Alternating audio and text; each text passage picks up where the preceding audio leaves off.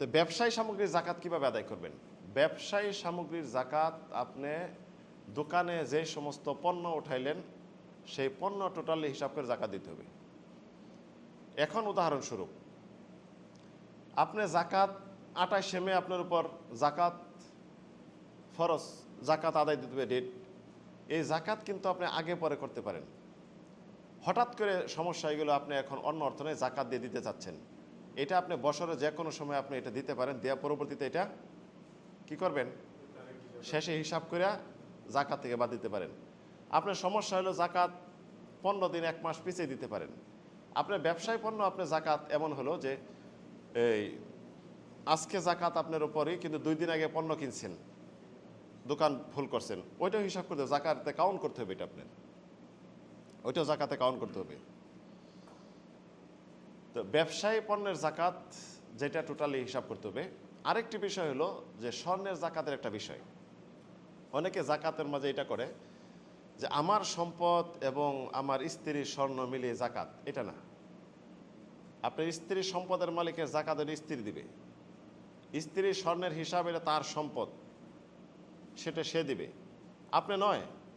এখন প্রশ্ন, স্ত্রীকে যদি অনেকে দেখা যায় যে টাকা ব্যাংকে রাখবো কি স্বর্ণ আমি কিনে রেখে দেই, আমার স্ত্রী ব্যবহার করুক, পরবর্তী প্রয়োজনে আমি বিক্রি করে দেবো, আছে না অনেকে?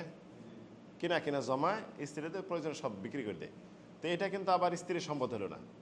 স্ত্রীর সম্পদ, স্ত্রী যে বাপের বাড়ি থেকে ওয়ারিশ পাইল, স্ত্রীর সম্পদ যেটা মহারানা, সেটা হলো স্ত্রীর সম্পদ।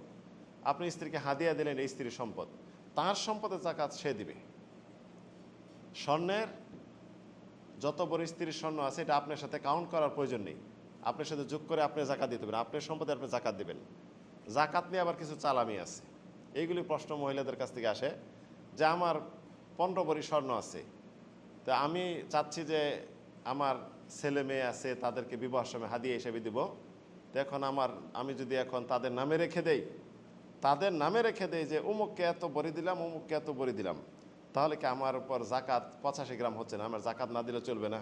এটা চালামি, আল্লাহ সুবহানাহু ওয়া তাআলা জানেন না?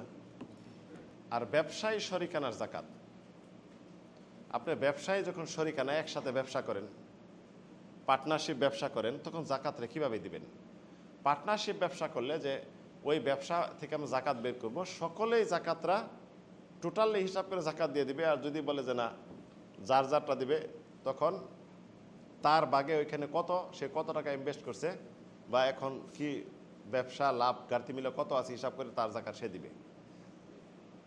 অনেকে এখন যেটা ব্যবসা ফিশারি, এটার জাকাত কিভাবে দিবে?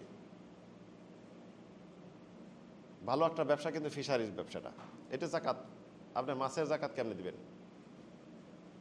মাছ পানির নিচে কতটুকু মাছ আছে জানা নাই, এবং মাছ আপনি যখন বিক্রি করতে পারবেন কি পারবেন না জানা নাই, এটা জাকাত কি দিবেন আপনি? না, বিক্রির পরে তো অর্থ আপনি পেয়ে গেলেন। এখন জাকাত আপনি সম্পদ লাগাইছেন, ব্যবসায়ী পণ্য আপনি এটা ঢুকাইছেন, এটা জাকাত কি দিবেন? আপনি মূলধন, হ্যাঁ মূলধন, আপনি কত টাকা এখানে ইনভেস্ট করছেন ওইটার উপর হিসাব করে জাকাত দিবেন আপনি। মানে কত টাকা ইনভেস্টমেন্ট, মাছে যেটা খাই হচ্ছে তো না, কত টাকার মাছের পোনা দিচ্ছেন, এটা ওই হিসাব করে জাকাত। ইসলামের বিধান দেখেন। তো আর যেটা হলো যে এখন ফসলের জাকাত কিভাবে, ফসল ফলাদি যে রয়েছে, ফসলের জাকাত কিভাবে দিবেন? ফসলের মাঝে খেজুর, কিশমিশ, গম, জব, ধান ইত্যাদি যে ফসল ওজন করা যায় এবং সুরক্ষিত রাখা যায়, এটার উপর জাকাত। ওজনও করা যায়, সুরক্ষিত রাখা যায়, এদের উপর জাকাত ফরজ। জাকাত ফরজ হবে যেটা হলো কত কিলোগ্রাম হলে? 612 কিলোগ্রাম, 612 কেজি আর কি। 612 কেজি আবার কি? তো সার্বিকভাবে এখন যেটা হিসাব আপনি করবেন, সবচেয়ে হিসাব যেটা, আপনি এই সমস্ত সম্পদ যদি আল্লাহর দানীয় পানি দিয়ে কোনো খরচ না হয়, সেটার আপনি দিবেন